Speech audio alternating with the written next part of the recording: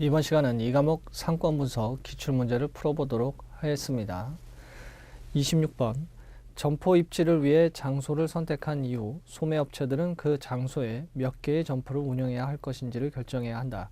이에 대한 설명으로 적합한 것을 묶은 것은 문제를 보면은 이제 문제에서 요구되어지는 내용뿐만 아니라 우리가 배웠던 내용들의 학습을 기억하는 것이 중요하죠.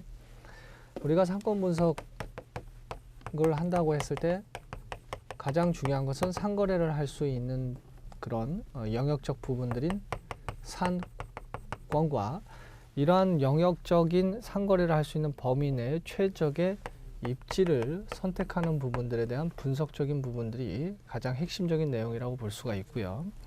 그리고 이제 상권 분석과 입지 분석이 끝나게 되면 이제 출점에 대한 계획을 합리적으로 또 설정을 해가지고 출점이 이루어지게 됩니다.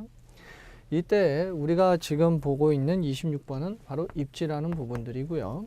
이러한 입지라는 부분들은 장소 선택한 후에 소매업체가 뭐 단독의 형태로서 또는 어떤 여러 업체의 그런 점포들로서 출점을 선택할 수 있게 되는데, 문제에서는 뭐라고 이야기하고 있냐면 소매업체들이 장소를 선택한 이후에 출점을 할 수 있는데 몇 개의 점포를 운영하는 측면이죠. 즉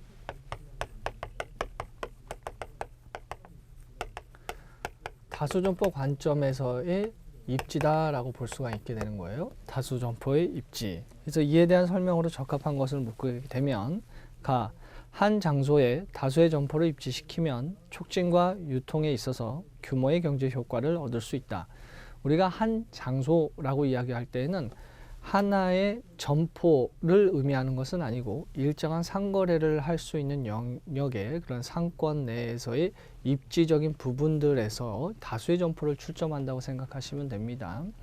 그래서 그런 측면 내에서 우리가 편의점 같은 경우에 일정 지역의 그런 범위에 제한된 상권 범위 정도를 규정을 해서 다수의 점포가 입점들을 하는 것처럼 다수의 점포를 입지시킬 수가 있게 되는데, 촉진과 유통에 있어서 규모의 경제 효과라는 것은 그렇게 일정한 지역 내에서 작은 점포들이 영역을 그 다수의 점포들이 위치함으로 인해서 그 전체적인 부분들이 늘어날 수 있다는 거예요. 즉 뭐 공급적인 측면뿐만 아니라 이 판매적인 측면 내에서도 하나의 점포보다는 다수의 점포가 많기 때문에 전체적 측면 내에서는 규모의 경제, 그러니까 규모가 커짐으로 인해서 뭐 긍정적인 효과들을 누릴 수 있게 되겠죠. 그래서 가는 적합한 겁니다. 다수의 점포를 입점시키면 개별 점포의 매출은 낮아질 수 있지만 전체 점포의 매출은 증가할 수 있다. 맞는 얘기죠. 왜냐하면 뭐 말씀드렸다시피 다수의 점포를 입점하게 되면 서로 경쟁 관계에 놓일 수 있게 돼서 특정 점포의 매출은 감소될 수 있겠지만 전체 점포의 매출은 규모의 경제를 누릴 수 있기 때문에 올라갈 수 있다라고 보는 것이죠. 그래서 가와 나는 맞네요. 그럼 일단 적합한 것을 묶은 것은에서 1번 가와 나는 명확히 나와 있기 때문에 1번이 답이고요. 기존 점포로 인한 한계 비용이 한계 이익보다 높아지는 순간이 새로운 점포의 입점 시점이다 라고 되어 있는데, 상식적으로 이익이 비용보다 커야 되죠. 즉 기존 점포로 인한 한계 이익이 비용보다 높아지는 순간이 신규 점포 입점 시점이라고 보는 것이 타당할 겁니다. 근데 이 두 내용이 변경이 바뀌어 있죠. 프랜차이즈로 점포를 신설하는 방법이 다점포 운영의 점포당 낮은 매출에 대한 문제점을 해결한다고 되어 있는데, 우리가 앞서 뭐라고 나에서 이야기했어요. 다수의 점포를 입점시키면 개별 점포의 매출은 낮아질 수 있지만 전체 매출은 올라갈 수 있다고 본 거거든요. 따라서 프랜차이즈로 점포를 신설하는 방법이 다점포 운영의 점포당 낮은 매출에 대한 문제점을 해결할 수 없다라고 해야 되겠죠. 그래서 라도 적합하지 않네요. 그래서 프랜차이즈가 다점이 나오게 된다면 경쟁은 심화가 되고 그런 점포당의 매출은 낮아지게 된다, 이렇게 보는 게 타당해요. 새로운 점포 입점으로 인한 기존 점포 매출의 자기 잠식은 새로운 점포의 잠재 성장력을 증가시킨다라고 되어 있는데, 자기 잠식이라는 것은 예를 들어서 기업에 어떠한 새로운 제품을 내놨을 때 기존 제품의 매출까지 감소되는 거예요. 스스로가 자신의 어떤 특정 매출이 감소될 때 자기 잠식 이렇게 표현들을 하게 되는 것이거든요. 따라서 자기 잠식이 있게 된다면 신규 점포의 잠재 성장력을 증가시키는 것으로 보는 것이 아니라 감소시킨다라고 보는 것이 타당하게 됩니다. 다수의 점포를 운영하는 측면 내에서는 그럴 수 있다는 것이죠. 따라서 26번에 적합하다라고 하게 되면 가와 나이기 때문에 1번이 답이 되겠네요. 27번 전문점과 편의점에 대한 비교 설명 중 올바르지 않은 것은 지금 문제에서 나와 있는 가장 핵심적인 단어가 뭐죠? 편의점 그리고 전문점입니다. 우리가 학습했던 부분들을 기억을 하는 것이 상당히 중요하겠죠. 편의점에서는 편의성을 중시하기 때문에 편의품이라는 부분, 생활용품이라든지 간단한 식료품 같은 것들을 취급하게 될 겁니다. 따라서 구색은 다양하게 되겠죠. 깊이는 얕다 이렇게 볼 수 있겠어요. 깊이는 그렇게 깊지 않다 이렇게 볼 수 있겠죠. 반면에 전문점 같은 경우에는 이게 상대적인 표현이니까 전문점은 당연히 전문품의 관점에 나가게 되고요. 폭은 편의점에 비해서는 적기 때문에 다양성은 상대적으로 낮다라고 보고 전문적이기 때문에 깊이는 높다 이렇게 봐야 돼요. 깊다 이렇게 봐야 되겠죠. 그리고 또 편의품 같은 경우에는 단위당 단가가 어때요? 낮습니다. 단위당 단가가 낮다는 것은 이익이 상대적으로 판매에 따라서 낮을 수밖에 없다는 거죠. 전문품은 단위당 가격이 높습니다. 단가가. 따라서 이익은 단위당 단가가 상대적으로 높다 이렇게 봐야 되겠네요. 또한 편의점에서 단위당 단가가 낮고 이익이 상대적으로 낮다면 어떻게 해야 돼요? 편의품 같은 경우에는 구매에 있어서는 횟수가 많아야 되겠죠. 그래야 전체 수익이 안정화가 될 수 있으니까요. 상대적으로 전문품 같은 경우는 편의품에 비해서는 구매 빈도는 낮다 이렇게 봐야 되겠죠. 또한 우리가 일반적으로 편의품을 취급하는 편의점 같은 경우에는 여러 편의점을 가지고 있는 품목들을 취급하고 있기 때문에 그리고 다양하고 또 구매 빈도가 높아야 되는 것처럼 많이 팔아야 돼요. 그래서 어떠한 특정한 유통 기업들 같은 경우에는 특정한 지역이 있다. 그런 편의점품을 많이 판매할 수 있도록 해야 되겠죠. 물론 오밀조밀하게 있지는 않아요. 한계상권이라는 게 존재하고 있기 때문에 일정한 거리는 두죠. 그래서 그런 이격거리를 둔 상태 내에서 굉장히 많은 품목들을 하고 있기 때문에 쉽게 다양한 사람들이 품목을 취급할 수 있는 개방적인 유통 경로를 취하게 돼요. 반면에 전문점 같은 경우에는 특정 지역 내에 점포 하나 조건에 부합되는 이런 특징을 취하고 있을 수 있기 때문에 어떻다? 당연히 전속적인 유통 경로를 취할 수 있겠구나라고 볼 수가 있게 되는 것이죠. 또한 개방적이고 전속적인 뿐만 아니라 그래서 상권적인 크기를 보면 작아요. 단위당. 반면에 전문점은 상대적으로 크다 이렇게 봐야 되겠죠. 그래서 상권적인 규모도 비교할 수 있겠네요. 이런 기본적인 생각을 가지고 문제를 풀게 된다면 27번 문제도 보다 더 편하게 푸실 수 있게 되겠죠. 편의품 1번 먼 곳에 고객이 일부러 찾아오는 경우는 거의 없어서 가급적 고객과 가까운 곳에 위치한다. 그럼 목적성을 가지고 온다라는 측면 내에서는 우리가 그 관여도라든지 몰입도, 애착도 이런 것들이 이제 마케팅에서 많이 분석들을 하게 되어 있는데요. 여러분들이 만약에 자동차를 구매한다, 음료수를 구매한다, 어디에 더 많은 에너지를 소비하시겠어요? 당연히 자동차겠죠. 가격이 비싸니까요. 그만큼 내가 정보라든지 이런 부분들을 찾는다. 즉 이런 관여 정도의 비교성에 있어서는 당연히 자동차가 높다. 음료수는 낮다. 이렇게 상대적으로 비교할 수 있겠지요. 따라서 목적이 분명하다. 라는 측면 내에서의 상권 범위의 넓고 좁음을 분석한다고 하게 되면 편의품은 작을 수밖에 없고요. 상권이 상대적으로 범위가 좁고 전문점은 멀다 목적성을 갖고 기꺼이 찾아올 수 있기 때문에 따라서 먼 곳의 고객이 전문점의 경우에는 일부러 찾아오는 경우가 많기 때문에 입지 결정을 하는 데 있어서는 조금 상대적으로 자유로울 수 있다 이렇게 보는 겁니다. 2번 제한되고 깊은 상품 구색에 따른 넓은 상권의 범위 유지하고 편의점에 갖다 기록을 해놨는데 뭐예요? 당연히 전문점이 되겠죠. 다양하고 깊이는 낮은 상품 구색에 따른 좁은 상권 범위는 편의점이죠. 이 두 설명이 바뀌었죠. 2번이 답이 돼요. 3번 상권 범위와 입지의 특성상 구매 빈도가 낮은 제품은 퇴출한다. 말씀드렸다시피 구매 빈도가 편의품 같은 경우는 상당히 중요해요. 많이 팔아야 돼요. 회전율이 높아야지만이 전체 수익을 안정화할 수 있으니까요.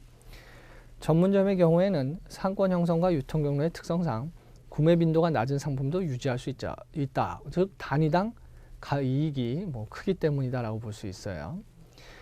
편의점의 경우 4번 시간, 장소, 편의성을 제공할 수 있는 곳에 입점을 하게 되고요. 전문점의 경우에는 접근 용이성을 고려 높일 수 있는 곳에 입점하는 특징을 갖게 되고 1번처럼 입지 결정이 상대적으로는 자유로울 수 있다 이렇게 볼 수 있고요. 5번 편의점의 경우에는 가맹점과 본점에서 직접 운영을 하게 되는 직영점의 형태를 볼 수 있는데 편의점은 직영점, 가맹점의 형태로 활용될 수 있고요. 전문점의 경우에는 독립점포가 많지만 체인점을 운영하기도 한다라고 볼 수가 있겠죠. 일반적인 설명입니다. 그 다음에 28번 CST맵 기법을 사용하는 경우의 유용성에 대해 올바르게 설명한 것은 CST맵이라는 것은 고객 점표를 지도상의 격자 모양에 찍어서 상권 범위를 보는 거죠. 유추해 보는 거예요. 즉 우리가 고객 점표법을 사용을 한다라고 했을 때 일반적으로는 기존의 점포에 방문 고객의 출발을 어디서 했는지, 거주지는 어딘지, 지도상에 지도가 격자의 형태를 취하고 있는데 찍는 거예요. 그래서 표본들을 통해서 이러한 상권들이 형성이 되고 있구나를 확인해 볼 수 있는 거죠. 그래서 유추법의 하나의 연장선이다라고 볼 수 있게 됩니다. 그래서 이렇게 분석을 하게 되면 상권의 범위는 어디에 있다라고 볼 수가 있고 이에 따라서 상권이 어디가 더 중요하고 중요하지 않을 수 있다에 따라서 판촉 전략을 어떻게 수행을 할 것인지 또 그 지역 내의 고객 특성은 어떠한지 또 상권이라는 부분들이 내가 지역적인 상권 분석을 했는데 경쟁점의 상권이 교차가 된다든지 아니면 일치한다든지에 따라서 경쟁 강도 정도들도 비교해 볼 수 있다. 이것이 이제 CST맵입니다. 따라서 유동인구라는 부분들은 당연히 이 CST맵에서는 이제 예외적인 제외되어야 될 내용이기 때문에 1번에 유동인구가 나왔고 4번에 유동인구 나왔기 때문에 자점의 고객이 아니죠. 그래서 제외가 돼요. 그래서 2번 지역 내 점포 사이의 경쟁 정도를 유추할 수 있게 되어 있죠. 그래서 말씀드렸다시피 상권 규모가 파악할 수 있고 고객 특성 조사가 가능하고 광고나 판촉 전략을 어떻게 할지 수립할 수 있고요. 경쟁 정도라는 부분들도 어떻게 중첩이 되는지 정도를 파악을 해서 심화된다, 양립할 수 있다, 분석할 수 있게 된다는 겁니다. 따라서 28번에 올바르게 설명했다라고 보면 타당한 것은 2번이 될 수 있게 되는 것이죠. 그 다음에 29번 상권 관련 정보를 획득하는 과정에서 소비 잠재 지수에 대한 옳은 설명은 소비 잠재 지수라는 것은 이제 어떤 특정한 제품도 있을 수 있고요. 서비스도 있게 될 텐데 전국에서 특정 지역은 어느 정도 비율인가를 따지는 것이 소비 잠재 지수다라고 볼 수가 있게 돼요. 따라서 특정 제품이나 서비스가 지수가 100 이하인 경우에는 제품의 소비량이 전국 평균보다 낮다 이렇게 보고 있습니다. 즉 어떠한 특정 제품이나 서비스의 전국과 그리고 일정한 지역을 비교함으로써 100이라고 하는 것은 똑같다는 거잖아요. 그런데 100 이하라는 것은 전국이 크다는 얘기죠. 따라서 100 이하일 경우에는 전국 평균보다 특정 지역이 소비가 낮다 이렇게 해석을 하고 있습니다. 이것이 이제 일반적인 SPI에 대한 설명인데요.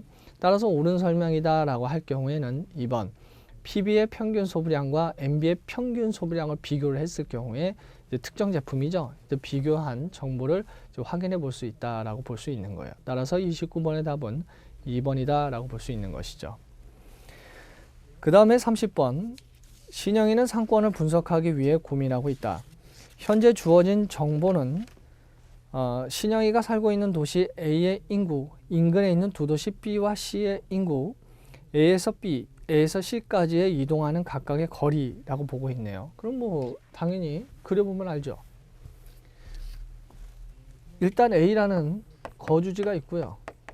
거주지에서 갈 수 있는 B라는 지역이 있고 C라는 지역이 존재하고 있네요. 즉 어느 지역으로 상권이 갈 수 있겠는가라는 볼 수 있고요.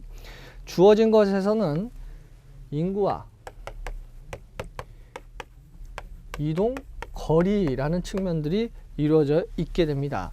따라서 이러한 부분들에 있어서는 어느 상권으로 끌려 들어갈 수 있겠는가, 인구와 거리를 바탕으로 한 계산 방식에 있어서 우리가 배운 내용들이 있죠. 뭐 여러 가지 규범적인, 그러니까 합리성을 기반으로 한 규범성이라든지 실제적 행동적 측면에 풀이를 하는 확률적인 그런 행태라든지 이런 부분들에 있어서의 학습에 있어서 기본 개념을 배웠잖아요. 뭐 중심지 이론은 뭐 상권이 어떻게 형성이 된다는지, 확률적인 허프의 확률 모형은 어떻다, 이런 부분들을 지금 30번 같은 경우에는 주어진 기본 개념들의 조건을 제시했을 때 계산될 수 있는 이론이 뭐냐를 물어보고 있는 겁니다.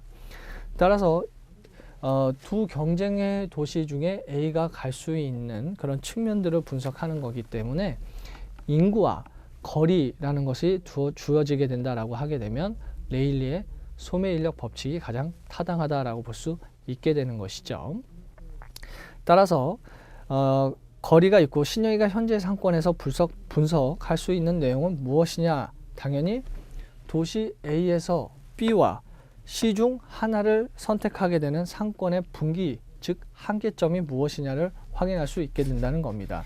따라서 30번에 나와 있는 문항은 2번이 타당하겠네요. 31번 물리적 점포가 존재하는 경우, 존재하지 않는 경우의 상권에 대한 설명 중 올바르지 않은 것은, 우리가 물리적인 점포가 존재한다는 것은 고객들이 찾아갈 수 있는 장소가 있다는 겁니다. 그래서 그 안에 내에서 이 점원들과 커뮤니케이션을 할 수 있는 상황이 만들어진다는 것이죠. 반면에 물리적인 점포가 존재하지 않는다는 것은 무점포의 형태를 취하고 있다는 겁니다. 따라서 어떠한 일련의 시설을 갖춘 형태들은 취하고 있지 않다라고 보는 것이죠. 그래서 설명 중 올바르지 않은 걸 보면 1번 물리적 점포가 존재하는 경우 잠재상권, 확률상권, 현재상권 등으로 구분해서 각각 분석할 수 있겠지요. 물리적 점포가 있기 때문에 이에 따른 상권 분석이 가능하니까요. 그 다음에 2번 상권의 가장 단순한 형태인 일반 상권은 지역 내 존재하는 여러 점포 중 가장 큰 점포를 이용하여 상권을 표기하는 방법이다 라고 되어 있는데, 일반 상권적 분석은 대형 상권이냐 중형이냐 아니면 소형 상권이냐 같은 것으로 그냥 일반적으로 구분을 하는 거예요. 우리가 상권 중에 그냥 일반적 상권 구분의 가장 일반적인 것이 동심원이잖아요. 1차, 2차, 3차 상권처럼. 따라서 물리적인 점포의 존재냐 존재하지 않느냐에 있어서 상권 구분의 가장 일반적인 것은 큰 점포를 하는 것이 아니고 대형 상권이냐 중형이냐 아니면 소형이냐의 측면들로서 각각 구분을 하게 된다라고 볼 수 있는 거예요. 이 2번이 올바르지 않네요.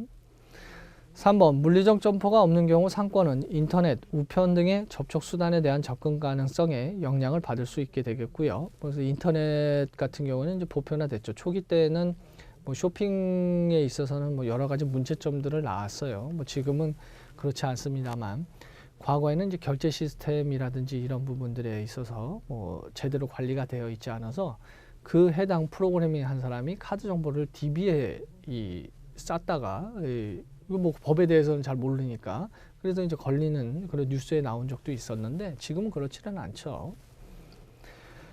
그 다음에 4번 무점포 판매의 경우 제품을 홍보, 주문하는 수단이 발전함에 따라 상권으로 평가할 수 있는 범위가 넓어지게 되었죠. 그래서 우리가 일반적으로 대기업이 있다, 우리 중소기업이 있다, 물리적인 점포를 취한다라고 하면 상권이라는 부분들에 있어서는 이 범위가 조금 대기업적인 측면이 클 수가 있게 되고요. 기회적인 부분들도 대기업이 더 커질 수 있게 되겠죠. 반면에 온라인상 같은 경우에는 일정한 규모로서 출점하겠다. 브랜드 로열티를 누리지 않는다는 전제 하에서는 그러한 부분들에 있어서는 기회라는 건 동등하게 주어질 수 있다라고 보는 거예요. 그만큼 또 인터넷의 그런 환경상 전 세계적으로 거래가 또 이루어질 수 있게 되겠죠. 5번, 근대 이전 과거를 이용하여 상권을 분석한다면 시전을 점포상으로 보고 상권을 분석해 볼 수 있죠. 시전이라는 말 자체가 나오면 어려울 수 있는데 그냥 시내에 있는 가게, 상점 이렇게 생각하시면 돼요. 그래서 한양에 있는 상점 이런 것들이 다 시전이죠. 따라서 31번에 올바르지 않은 것은 2번이 됩니다. 32번, 도매업의 입지에 대한 설명 중 올바른 것은 우리가 도매업을 입지를 한다라고 했을 때는 그 도매업이 입지할 수밖에 없는 그런 역량인자들이 있게 됩니다. 내가 물건을 들여오는 측면과 또 물건 자체를 소매상에게 판매하는 측면 내에서 적절한 입지를 선택하게 되는데요. 그러한 입지 선택에 있어서 공급 쪽 측면에 좀 더 가깝게 위치하고 있느냐, 아니면 소매상 쪽에 좀 더 가까이 입지를 선택해야 되느냐, 아니면 중간에 입지를 선택하느냐에 대한 판단적인 부분이 필요하게 됩니다. 1번 같은 경우에 공급 물량과 수요 물량이 적고 개별화 정도가 높으면 받는 것도 적고 판매하는 것도 적은 상태, 많은 상태와는 상대적으로 본다면, 또 개별화 정도가 높다면, 그러니까 맨투맨 정도인 그 고객과의 그런 관리 정도가 높다면 수집 및 분산 모두 공간적 접근성이나 정보적 접촉이 유리한 지역이 선정될 수밖에 없게 되겠죠. 당연한 얘기입니다. 1번이 맞네요. 수요 접근적인 상태이기 때문에 그렇습니다. 그래서 2번 같은 경우는 상대적인 건데, 공급 물량은 크고 수요 물량이 적다. 그럼 일단 받는 물량적인 부분들이 크고 판매되는 부분은 적다. 그러면 구매 빈도적인 부분들도 고려해 봐야 되겠네요. 중량이 무겁고 부피가 큰 생산재인 경우에는 상물 분리가 명확하지 않아 입지 선정이 어렵다라고 되어 있는데, 어려운 게 뭐가 있겠어요? 상물 분리가 뭡니까? 상거래와 물류라는 부분들을 분리하겠다라는 부분입니다. 우리가 이 상물 분리의 개념 중에 하나는 기업적 측면인데, 내가 잘하는 것에 집중, 내가 잘 못하는 것을 이 선택적인 경영을 하겠다는 겁니다. 즉 생산 제조에 있어서는 내가, 물류에 있어서는 외주 또는 제3자 물류 혹은 제4자 물류를 이용을 할 수 있게 될 텐데, 그러한 형태들로서 상물 분리를 한다든지 아니면 물류를 위한 장기적 관점 내에서 상거래 계약을 한다든지 이런 부분들을 상물 분리라고 볼 수가 있게 되는데요. 이럴 때에는 무겁고 부피가 큰 생산자라면 수요 쪽에 가까운 것보다는 어느 쪽에 접근하는 게 좋겠어요? 당연히 생산적인, 공급지적인 측면들을 고려할 수밖에 없게 되겠죠. 그리고 분리가 명확하지 않은 것도 아니고요. 시멘트처럼. 그래서 이 도매업의 입지라는 것은 이제 공급 물량과 수요 물량이 어느 측면이고 또 개별화 정도가 높으냐 낮으냐에 따라서 입지의 영향을 받을 수 있다는 점도 상당히 의미 있는 문제다라고 볼 수 있어요. 그 다음에 33번, 상권에 관한 다음 이론들 가운데 설명하는 내용이 다른 것들과 가장 큰 차이가 나는 것은, 우리가 그 상권 분석을 하는 데 있어서는 서술적인 분석 방법이 있고 규범적인 분석 방법이 있고 확률적인 분석 방법이 있죠. 서술적이다라는 부분들은 리스크처럼 내가 필요한 항목들을 통계적인 문항들이 있는데, 이제 그걸 내가 적절한 요인들을 구성을 해서 체크를 하면 되는 거니까. 반면에 규범적인 모형이다라는 것은 특정한 가정, 즉 조건을 두고 그 조건 하에서 행동하게 되는 내용들을 합리성을 기반으로 이론을 전개한다라고 하게 되면 규범적인 모형이라고 보고요. 확률적인 모형 같은 경우에는 행동의 실제성에 더 포커스를 두고 있는 것이죠. 어디를 더 선택할 것인가 라는 부분들의 관점적 이론 전개다라고 볼 수 있어요. 따라서 우리가 배웠던 내용 중에 레일리의 소매 인력이나 수정 소매 인력이나 상권 경계 설정 모형이나 그리고 5번의 상권 분석 같은 경우는 다 규범입니다.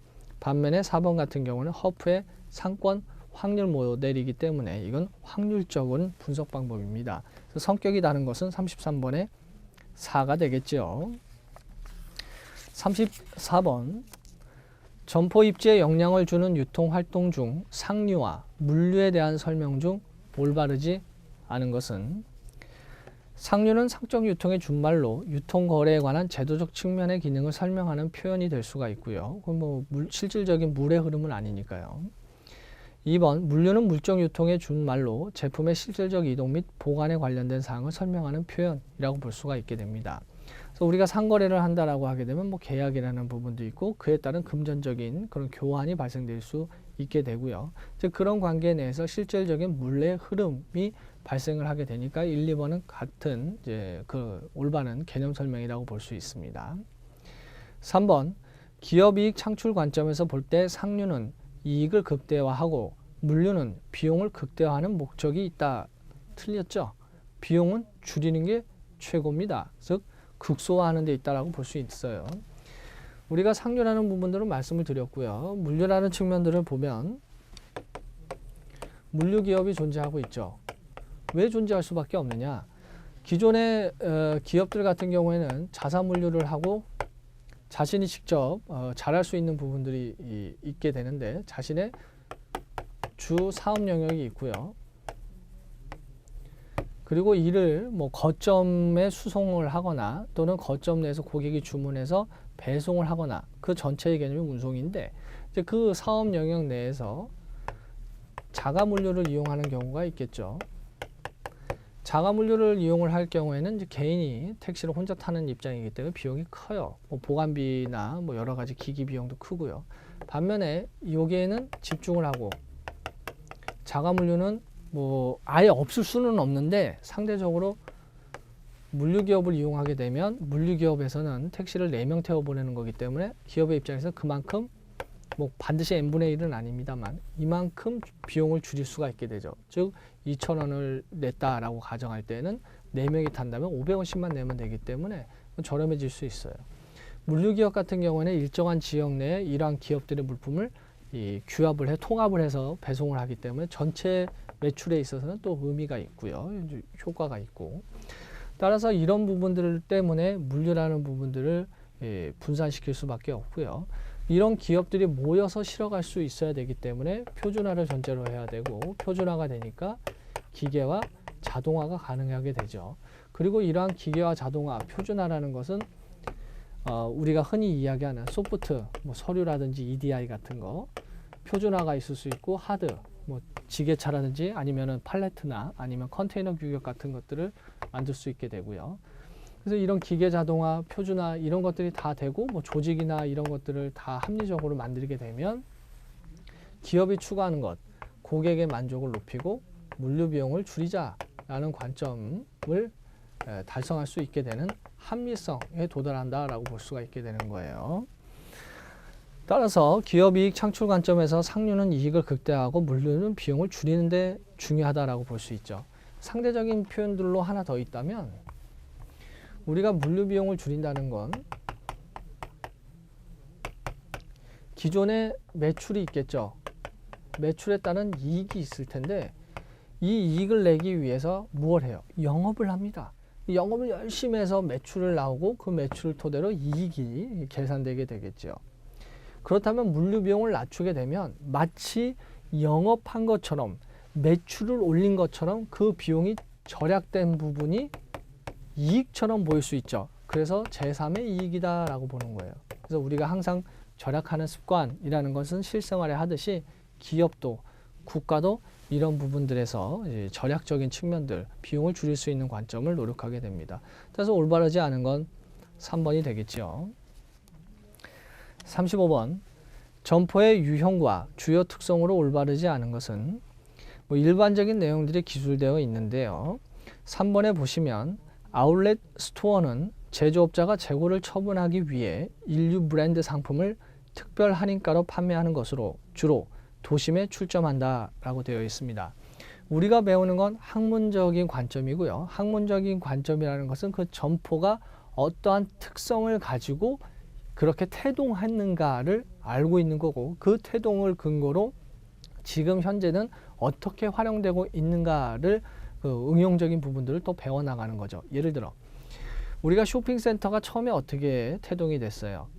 도시 집가가 비싸지고 주거하기에는 뭐 집값이 너무 천정부지고 그러니까 교민들이 주민들이 어떻게 돼요?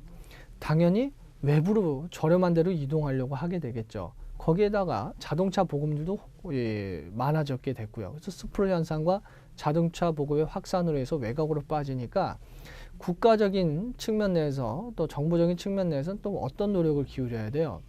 사회 간접 자본 비용을 줄여야 되겠죠. 비용을 줄인다는 건 새로운 투자를 할 수 있는 기회를 얻을 수 있고 그 투자는 여러 가지 취업을 할 수 있는 그런 창출 기회도 제공해 줄 수 있게 된다는 겁니다.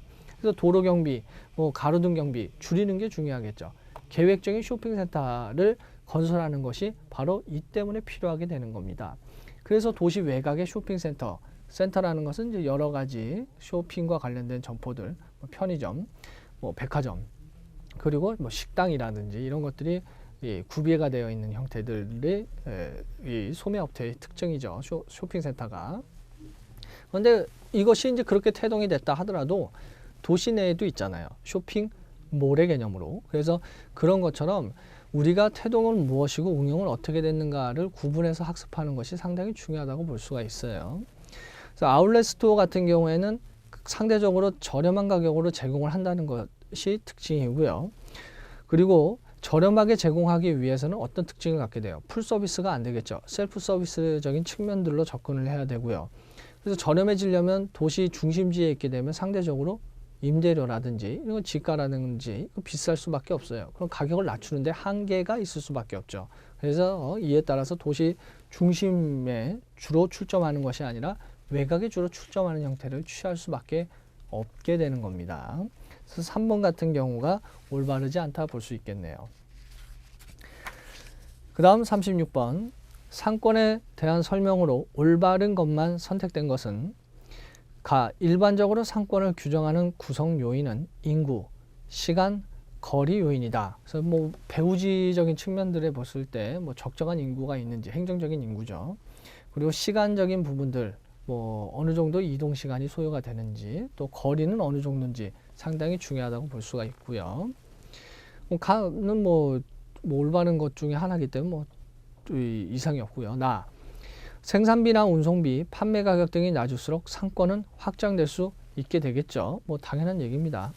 그럼 가와 나는 맞는 얘기인데 오래 보존할 수 있는 재화일수록 상권의 규모는 작아진다라고 되어 있는데 오래 보존을 한다는 것은 시간이 그만큼 오래 보관되어질 수 있기 때문에 시간적인 측면 그리고 오래 보관을 할 수 있기 때문에 거리적인 측면들도 더 확장될 수 있는 가능성이 있기 때문에 상권의 규모는 커진다라고 볼 수 있어요. 단적인 예로 쌀 같은 경우에는 오래 보관할 수 있는데 강원도에 있는 것도 제주도에 판매할 수 있죠. 일반적으로 소매상권 최대 범위는 고객이 지불하고자 하는 금액의 크기에 따라 결정된다라고 되어 있는데 내가 얼마 쓰니까 상권이 이 정도의 개념은 아니고요. 내가 기꺼이 이동할 수 있는 즉 이동할 수 있는 거리 정도가 소매상권의 최대 범위라고 보고 있습니다. 얼마를 쓰는 게 중요한 게 아니고요. 일반적 설명상. 그래서 36번에 올바르다라고 하게 되면 가와 나가 되겠네요. 37번 선매품을 대상으로 컨버스의 수정 소매 인력 법칙을 적용한 설명으로 잘못된 것을 고르시오.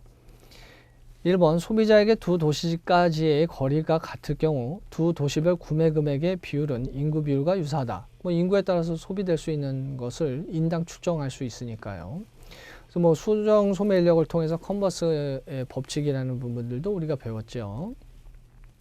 그래서 2번 구매 금액 분산도 맞는 얘기고 분기점이라든지 이런 것들도 다 맞습니다만 5번 같은 경우에 컨버스는 레일리 법칙의 매장 면적 개념을 수정해서 대도시와 중소도시의 매장 면적 비율이 매출액 비율과 비례한다고 보았다라고 되어 있는데 그렇지가 않죠.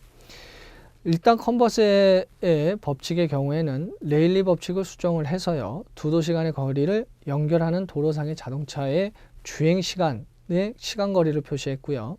도시 인구 대신 매장 면적을 사용을 하게 된 겁니다. 따라서 레일리 법칙의 매장 면적을 개념을 수정해서 대도시, 중소도시의 매장 면적 비율을 판단해서 매출액 비율과 비례 이렇게 보고 있지는 않다는 얘기죠. 그래서 이런 부분들 때문에 우리가 기본적으로 배웠던 내용들의 개념들이 이렇게 응용돼서 나온다라고 볼 수 있어요. 그래서 이런 뭐 반비례냐, 뭐 제곱이냐, 뭐 아니면은 뭐 지수를 이용한 거냐, 이런 부분들이 시험 문제에 종종 출제가 되는 부분들이죠. 그 다음 38번. 소매 포화 지수에 대해서 올바르게 설명한 것은, 소매 포화 지수는 소매점이 포화됐냐, 포화되지 않느냐를 확인해 볼 수 있는 지수다라고 볼 수가 있어요. 그래서 1번 보면 시장 내부의 질적인 형태의 경쟁을 주로 측정하고 있어 양적인 측면을 보완하여야 한다. 소매 포화 지수는 전체 매장 면적이 있고 가구당 그리고 그 가구당 매출액, 뭐 전체 가구의 그런 가구 수를 곱함으로써 적절하다, 적절하지 않다, 많이 출점했다, 출점하지 않았다, 이런 판단을 할 수 있는 거거든요. 즉 매출적인 부분들, 면적적인 부분들, 이런 것들은 질적인 형태가 아닙니다. 질적이라는 것은 만족, 불만족처럼 보이는 수치상으로 표현하기 어려운 사항들이죠. 따라서 시장 내부의 질적인 형태의 경쟁을 주로 측정하는 것이 아니라 양적인 측면을 주로 측정하게 되는 것이고요. 질적인 측면이 보완될 필요성이 있게 되는 겁니다. 그래서 1번은 설명이 바뀌었죠. 2번, 미래 신규 수요를 반영함으로써 시장에서의 잠재 성장력을 판단함에 있어 중요한 지표로 쓰인다. 시장 성장 잠재력이 아닙니다. 현재의 상황을 분석하는 것이 현재 소매가 포화됐다, 포화되지 않는다, 나는 출점해야겠다, 출점하지 말아야겠다는 판단적인 부분이거든요. 그래서 시장 성장 잠재력, MEP라는 다른 형태의 그런 지수가 존재하고 있을 수밖에 없죠. 반영 못해요. 3번, 거주자들이 지역시장 밖에서 하는 쇼핑 정도나 수요를 측정, 분석하는 데 유용한 정보를 제공해 주는 것은 소매 포화 지수가 아니라 MEP적인 관점이죠. 그래서 ILS는 이런 걸 못해요. 현재의 지역 내에서의 점포의 포화냐 아니냐를만 따지는 거기 때문에. 4번, 스포츠용품이나 가구점 등 전문화된 점포에 적용하는 것이 일반적인 전통 슈퍼마켓에 적용하는 것보다는 어렵다라고 볼 수가 있게 됩니다. 그래서 아무래도 전문화된 점포의 특성상 그렇지요. 5번, 특정 상품에 대한 판매가 매년 일률적으로 증가하는 시장에 적용하여야 이 기법의 효과를 명확히 얻을 수 있다라고 되어 있는데, 특정 상품, 특정 점포의 성격, 업태, 이런 부분들에서는 적용하기가 조금 애로가 있다라고 볼 수가 있어요. 왜냐하면 전체 매장의 비교적인 측면들을 고려해야 되기 때문에 뭐 전문점이라든지 이런 부분들은 조금 적용이 어렵다라고 볼 수 있어요. 그래서 우리가 여러 점포의 전체 매장 면적의 가구당의 매출은 얼마인가를 비교하는 거기 때문에 전문점에 적용하기에는 이게 조금 어려울 수 있죠. 전체 매장의 면적을 계산하기에는. 그래서 38번의 적정한 설명은 4번이 되는 겁니다. 39번, 상권 분석을 위한 유추법의 절차에 대한 설명이다. 절차의 순서로 알맞은 것은, 분석을 할 때 나도 성공할 수 있다 없다라는 것을 다른 점포를 통해서 생각해 볼 수 있는 게 유추법이죠. 따라서 유사한 기존 점포를 선정하는 것이 가장 우선이 되는 것이고요. 점포가 선정이 되게 되면 그 점포에 뭘가 선택돼야 돼요? 상권의 범위가 선택이 돼야 되기 때문에 기존 유사 점포의 상권 범위가 결정이 된다라고 볼 수가 있게 됩니다. 그렇다면 여기서 끝나는 게 아니라 상권 내의 매출액 정도도 확인해 봐야 되기 때문에 전체 상권을 단위거리에 따라 소규모 지역 존으로 나누고 각 존에서 유사 점포가 벌어들이는 매출액을 그 존 내의 인구수로 나누어 인당 매출액을 각각 산출해 볼 수 있게 되는 거죠. 그 다음에 이렇게 인당 매출액이 산출하게 되게 되면 인구수의 곱함으로 인해서 예상 매출액을 산출해 볼 수 있게 되겠죠.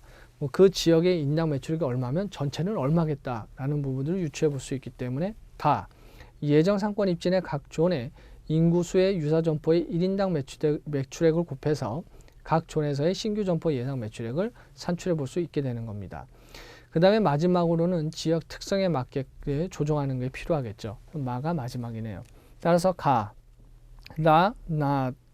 마가 있는 3번이 답이 되겠습니다. 40번, 최근 민주는 조금 더 넓은 집으로 이사를 가려고 결정하였다. 현재 민주가 살고 있는 도시는 주변에 인구 250만 명인 A시. 일단은 계산을 위해서 한번 보면, 일단 민주라는 분이 거주하고 있는 지역이 있죠. 그리고 A씨가 있는데 A씨의 경우에 250만 명이래요. 그리고 거리는 12km. 그리고 B의 경우에는 1000만 명.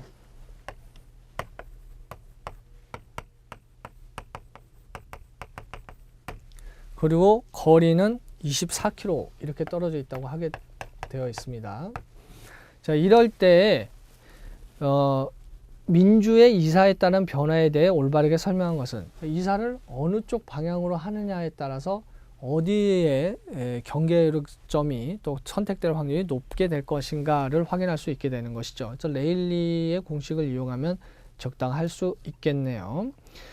그래서 1번 기본적으로 이 공식으로만 보자면 먼저 제곱의 반비례를 해야 되고 또 인구수가 있기 때문에 일단 A 도시 같은 경우에는 반비례라는 것은 비례라는 것은 어떤 특정한 값과 특정한 값이 같다라고 보는 거죠. 반비례는 이렇게 되잖아요. 그래서 제곱의 반비례이기 때문에 12km의 제곱에 250만 명 하면 되겠네요. 그 다음에 B 같은 경우에는 24km의 제곱에 1000만 명 이렇게 계산이 될 수 있겠습니다. 그래서 보면 B와 A를 비교해야 되잖아요. 그래서 B분의 A. 그래서 민주는 어디를 선택할 것인가 라고 볼 수가 있게 되는데 이렇게 되면 이렇게 되고 14만 4천 정도가 나오게 되겠죠. 그래서 결국에는 이 A와 B는 1 해서 딱 균형에 있는 시소처럼 균형점이다 이렇게 계산이 될 수가 있게 됩니다. 그래서 어느 지역으로 가든지 일단은 균형점에 민주가 있다라고 보는 건데 올바르게 설명한 거니까 A시에서 13km, B시에서 23km 떨어진 곳으로 이사를 한다면 즉 민주가 B도시로 조금 더 가깝게 왔네요. 그래서 13km가 되고 B시는 23km가 된다라고 했을 때 그렇다면 민주는 어느 시의 점포를 이용할 가능성이 커지는가라는 부분들이죠. 이거 같은 경우에는 12제곱이 아니죠. 이제는 일단 23제곱분의 1000만 명 그리고 13제곱분의 250 이렇게 되겠네요. 그래서 250만 명 이렇게 계산을 하게 되면 1이 아니라 0.7825 이렇게 되어져서 B도시가 A도시에 비해 확률적으로 약 78% 정도 선택될 확률이 높다 이렇게 볼 수가 있게 되는 겁니다. 따라서 B시의 점포를 이용할 가능성이 균형점인 1에서 B 쪽으로 훨씬 더 많이 확률적으로 높아진다 이렇게 볼 수가 있겠네요. 따라서 올바르게 설명한 것은 1번이 되겠습니다. 41번 최근 30년 동안 선진국의 도시에 나타난 소매업의 변화 중 올바른 것을 선택한 것은 이건 우리가 그동안 학습되었던 내용들을 기억을 하시게 되면 충분히 다 푸실 수 있는 문제입니다.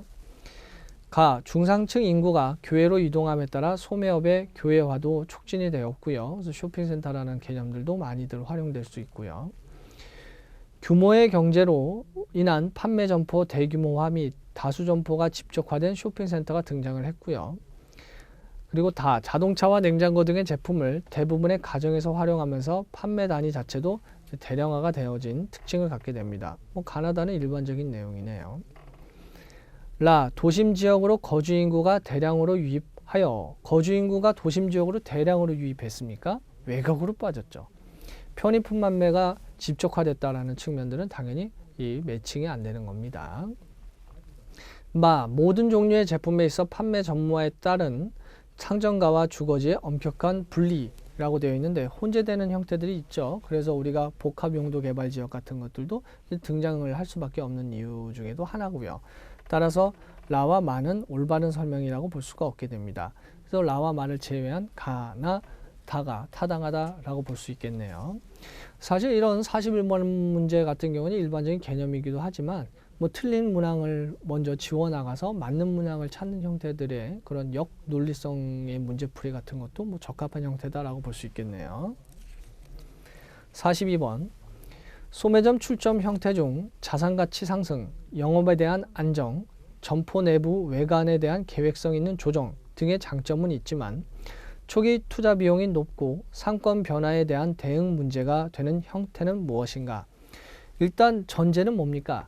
자산의 가치가 증가한다라고 봤거든요. 그렇다면 건물이나 토지를 갖고 있으니까 가치가 상승하면 그럼 나도 좋은 거죠. 이점입니다. 하지만 그럴 경우에는 투자 비용이 높을 수밖에 없고요. 상권이 다른 쪽으로 변화가 되면 옮기는 것도 힘들 수밖에 없게 됩니다. 단점이 되는 거죠. 따라서 1번부터 5번의 내용 중에 자산가치 상승 그리고 상권 변화에 대응의 어려움 같은 부분들은 임차를 한다든지 전략적인 제휴를 한다든지 기존 점포를 인수하는 형태를 취한다든지 이런 건 중요한 게 아니고 1번의 부지 매입 상당히 위험성이 있는 내용이다라고 볼 수 있어요. 42번의 답은 1번이 되겠습니다.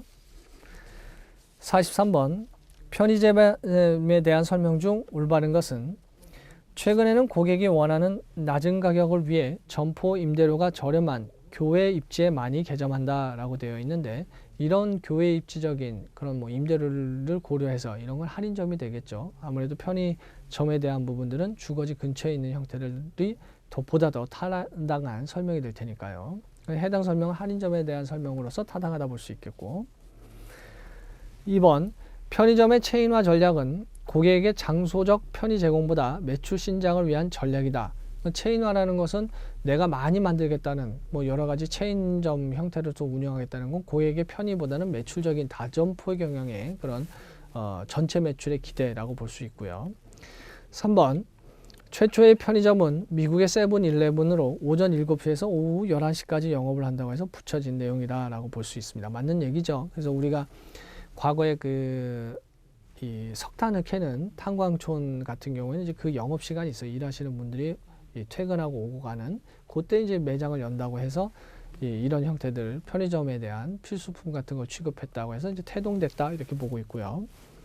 4번 우리나라 편의점의 시간대별 매출 최고의 시간대는 오후 8시부터 자정까지보다 오후 4시부터 오후 8시까지의 시간대라고 한다. 이건 통계 자료를 알고 있어야지만이 되죠. 그리고 이 통계 자료라는 부분들은 매년 변동될 수 있기 때문에 우리가 어떠한 론이라는 학문들 있잖아요. 마케팅 원론이든 경영학 원론이든 론이라는 것은 더 나은 것으로 갈 수 있는 발전을 이야기하는 것이고요. 그 발전이라는 부분들에 있어서 기업이든 혹은 상권 분석도 이제 하나의 점포 경영이 될 텐데 그 부분은 성공할 수 있는 확률을 높이고자 하는 부분이기 때문에 문제 내에서는 가장 올바른 것은 이라는 부분들이 나올 수밖에 없죠. 그래서 그런 부분들에 있어서는 4번은 좀 알고 있어야 될 내용이었다라고 볼 수 있어요. 그래서 올바른 것은 2, 3, 4가 되게 되겠네요. 5번 상품 구성은 산업환경, 소비자의 구매 성향에 맞게 갖추는 것보다 편의점 본부에서 권장하는 품목을 우선적으로 갖춰야 한다. 당연히 틀렸죠. 소비자 구매 성향이 포커스인데요. 5번 틀렸죠. 44번 크리스탈러가 제시한 중심지 이론의 기본적 가정에 대한 설명 중 올바르게 설명한 것은 일단 가정이라는 부분들이라는 건 이제 규범적 모형이기 때문에 특정한 상황 내에 어떻게 행동할 것이라는 것을 합리성을 기반으로 이렇게 행동할 것이다 라고 풀어나가는 게 규범의 형태가 될 것이고요. 1번 동질적인 평면으로 한 지역의 교통수단은 오직 하나라고 봤고 운송비는 거리에 비례하는 것으로 가정했는데 반비례라고 했으니 틀렸네요. 크리스탈 이론의 가정이 틀렸고요. 그 다음에 2번 지역의 형태에 따라 중심까지 소요되는 시간 차이가 있기 때문에 소비자가 중심지로 이동하는 거리는 최소화될 수 없다는 것으로 가정한다 라고 되어 있는데 이동거리는 최소화될 수 있다 라고 보고 있습니다. 그래서 그런 부분들에 있어서 상권의 결합적인 부분들이 육각형이 될 수 있는 기본 개념의 가정이 될 수 있죠. 3번 주민의 구매력과 소비 형태는 동일하다고 가정했는데 동일하지 않다고 가정을 했네요. 동일하다고 가정을 해야지만이 그러한 상권이 경쟁이 돼서 육각형이 안정화의 형태다 이렇게 주장할 수 있게 되는 거거든요. 서로 다르다면 그 상권 자체의 모양도 다르고요. 또 육각형이 안 될 수도 있기 때문에 이게 굉장히 중요한 가정 중 하나예요. 4번 인구는 공간상의 균일하게 분포하고 최소의 비용과 최대의 이익을 추구하는 경제인이라고 가정을 하고 그에 따라 이제 규범적 이론을 전개했으니까 맞네요. 그래서 4번이 올바르게 설명한 거고. 5번 어떤 특정 중심지는 다른 중심지에 비해 초과 이윤을 얻을 수 있다고 가정한다 라고 되어 있는데 없다라고 보고 있습니다. 완전 경쟁시장처럼 없다고 보는 거예요. 그래서 균형이 있는 형태들이 만들어진다고 본 것이죠. 그래서 우리가 상권 중심지 같은 걸 배울 때 뭘 배웠어요? 이렇게 원형이 있게 되면 이 경쟁이 일어나서 이 부분들이 균형을 이루게 된다. 그래서 육각형의 형태를 취하게 된다. 이렇게 배웠잖아요. 그래서 이런 부분들이기 때문에 초과 이윤의 개념은 없다. 이렇게 보고 있습니다. 그래서 5번도 틀렸네요. 45번 허프 모델을 이용할 경우 이제 허프 모델을 이용한다라고 했을 때는 뭐 아주 간단한 형태인데요. 전체 상권 중에 특정 상권에 찾아갈 수 있는 확률을 다 찾는 겁니다. 즉 전체 상권의 확률이 100이라면 그 중에 특정은 몇 %를 갈 것인가를 비교하는 게 허프의 확률 모델이죠. 그러니까 아주 간단합니다. 다음 지역의 점포 중에서 A 할인점을 찾을 확률은 몇 %인가? 전체 중에 A 점이 되겠네요. 이때 각 점포에서 동일한 제품을 판매하는 매장을 기준으로 하고 거리에 대한 모수, 매장 면적에 대한 모수는 각각 3, 1이라고 하고 거리와 매장 면적은 서로 반비례하는 특징을 갖고 있다. 어쨌든 허프 모델의 경우에는 공식 자체가 가지고 있는 것은 특정적인 내용이기 때문에 이제 내용을 풀게 되면 전체에 있어서 거리에 대한 모수이기 때문에 이제 뭐 이렇게 계산될 수 있겠네요.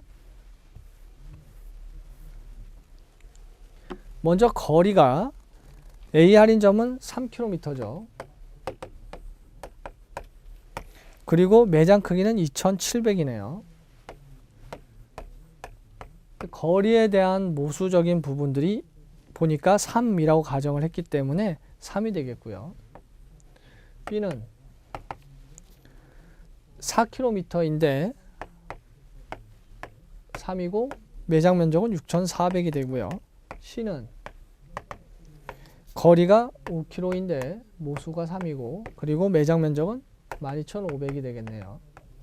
그래서 이 부분들을 A, B, C 전체 확률적인 측면 내에서 A는 몇 %를 차지하고 있는가를 볼 수 있게 된다는 겁니다. 뭐 우리가 그런 거 있잖아요. 뭐 A가 1이고 2고 3일 때 전체에 대비해서 1은 몇 %인가 하면 이게 100%가 아니더라도 상대 비교로 100%가 나올 수 있게 되는 것처럼 이런 형태들로서 A 점포의 확률을 확인할 수 있게 될 겁니다. 이렇게 해서 계산을 하게 되면 약 33.3%가 나오게 됩니다. 그래서 답은 3번이 되겠네요. 이렇게 해서 상권 분석에 관한 문제를 모두 풀어보았습니다. 우리가 문제를 잘 풀었다, 몇 개를 맞았다는 것이 중요한 게 아니고 문제를 봤을 때 어느 단원의 어떠한 범위 내에서 내용이 나왔고 그 위에 어떤 내용들이 각각 구성이 되어 있는지 또 어떠한 유형의 문제들이 출제가 되었는지를 학습하는 게 핵심이죠. 많이 맞는 게 중요한 게 아닙니다. 이번 시험에 좋은 결과 있으시기를 진심으로 기원합니다. 강의 수강하시느라 수고 많으셨습니다.